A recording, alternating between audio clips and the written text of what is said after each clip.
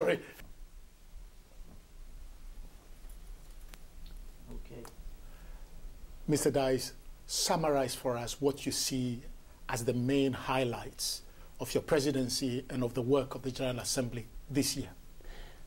Up to now, I would say that two main baskets have been the center of our activities. The first one, of course, was the MDG summit, where we had more than hundreds head of states reaffirming that the Millennium Goals, which are very challenging, have to be achieved by 2015. And I hope that the whole world has been listening to this promise, and now we will have to deliver. And this will be, of course, an important task for the coming months and years. The second dimension is the one concerning global governance. This is more difficult to understand what's going on, but the world is changing. We are facing more and more problems that cannot be solved by individual states.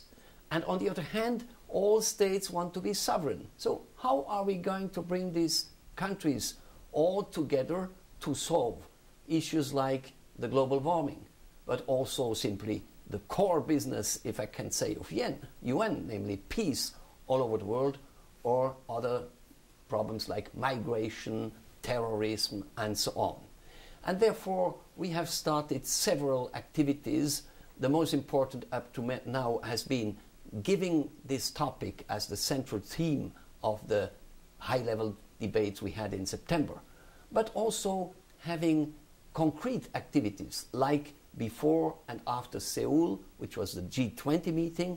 We had informal plenary debates which allowed to all those who were not invited to go to Seoul to have an opinion, to take part in the debate about the issues that had to be discussed in Seoul before the meeting, but also after. And after the meeting, it was some type of giving the message, but also some element of accountability of these 20 leaders who want to solve rapidly our main problems towards all the members of the international community. Mr. Deiss, I remember your first press conference when you became president of the GA. You highlighted the MDGs, you highlighted global governance and sustainable development, the MDGs in particular. What concerns you most about them and about how they could be achieved by the year 2015? I think we are well underway, and the most important for me was to know whether we have the potential to do it or not. And we got the right answer, I think. We have. The second question was to know, are we willing to do it? Is there the necessary engagement of all the countries? And we got this promise. And now the third dimension is we want to see how it will be delivered. Finally, important for me was also that the message would be constructive, positive. In the pre-MDG summit, we heard a lot about pessimism, not being in line with the goals, and so on. It's true, there are several domains where we are not very well or totally in shape. But this should not make forget all the important work that has already been done.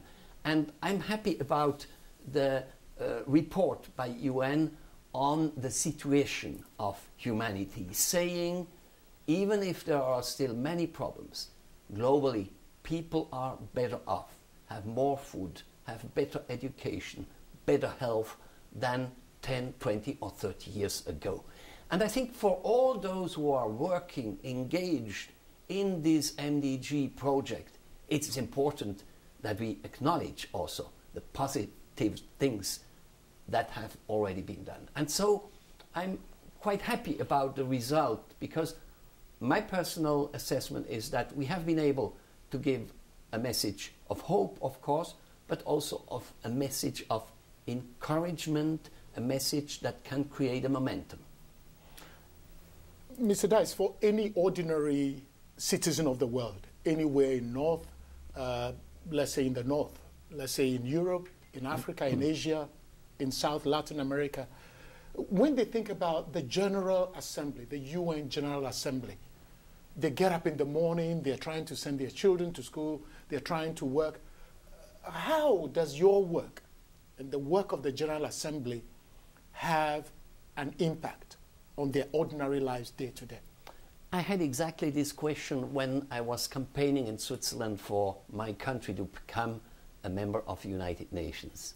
The man on the street asked me, what will it bring to me personally to be a member, Switzerland being a member of the United Nations?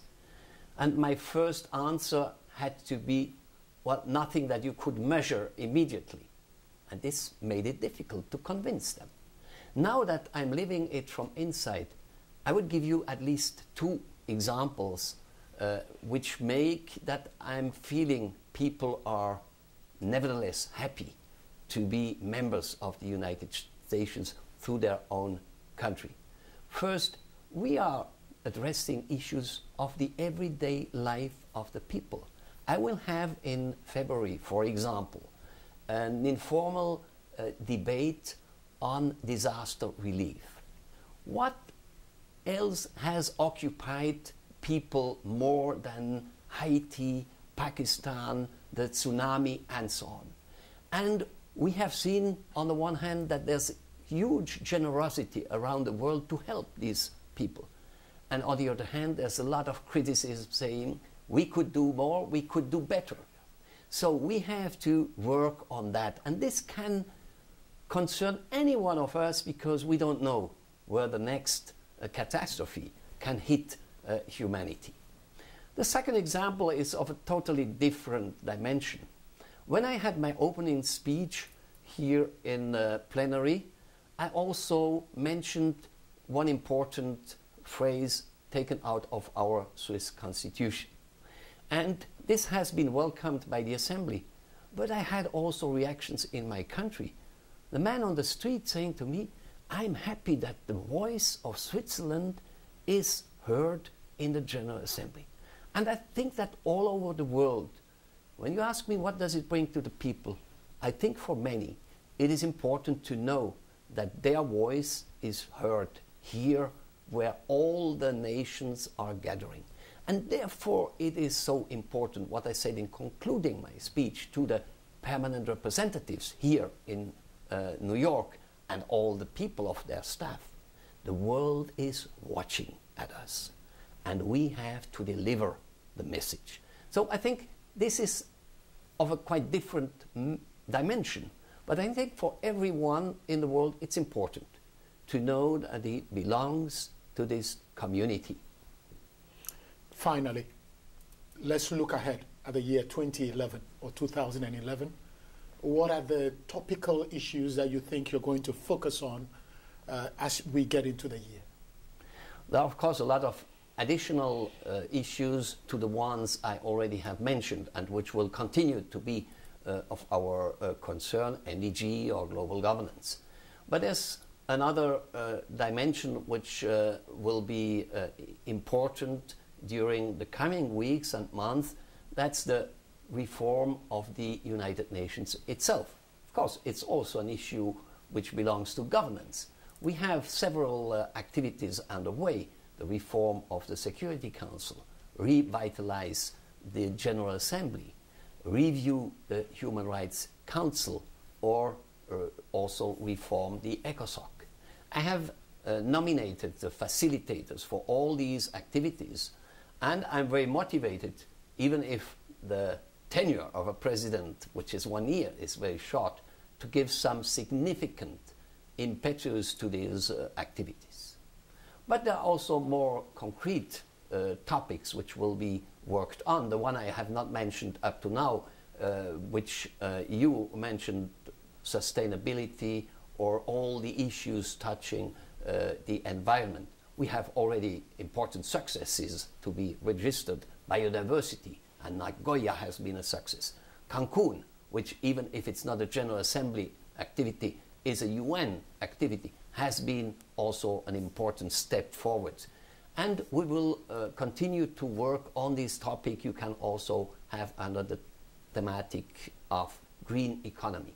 We think that it is possible to develop this world in order to give labor, jobs to all of the people, to give food, shelter, and what people need, education, to all the people, and that it is possible to do it in taking care of our environment. This is green economy about, and I will promote these ideas. We will have also other debates in other fields, like the one of disaster relief I mentioned. We will work on the least developed countries. There will be a summit in Istanbul, and we will do preparatory work here. But we will also come back with global governance issue, for example. I consider as one of the most important successes we had during this year that after having launched this debate, more than 100 member states co-sponsored a resolution that this topic I have given, reaffirming the central role of the United Nations in governance, in global governance, this topic be not only an issue of this 65th session of the General Assembly, but also in the coming. And that there's such an overwhelming support to this topic makes that I'm sure that the UN is on a good track in order to keep or improve its role for the better of humanity. I thank you very much. I'm tempted to Got an airplane at the check. We caught an airplane? Yeah, it's an airplane or a boat or something. But it's just at the end. Yes. We can be fine with that. Okay. Yeah. It's covering the last sentence. It's okay. Very good. Yeah. Thank you. Would it be? Does the president wish to say something on Côte d'Ivoire, or we leave it out? Well, It's just an overview. topical. Côte d'Ivoire is not yet at the General Assembly. Okay. All right. Okay. We have not. We'll have Okay. it. Well, this afternoon maybe. Okay. Sir, if you haven't made any official pronouncement, then let me not put Yeah. you on the spot. Yeah. My colleague would do a quick French. Yes. Yeah. Steve. More or less on the same lines. but Yeah. Yeah. more. Okay. Thank you so much. You're okay. More than okay. Thank you. Thank you.